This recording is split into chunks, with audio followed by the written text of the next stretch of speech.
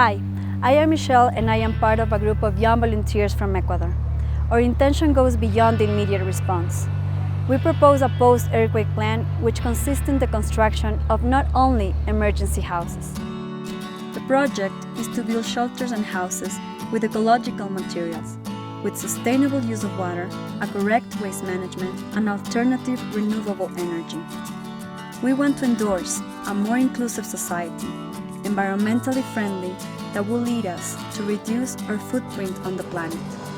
Through alliances with institutions and people like you, we can rebuild Ecuador. Please help me to help.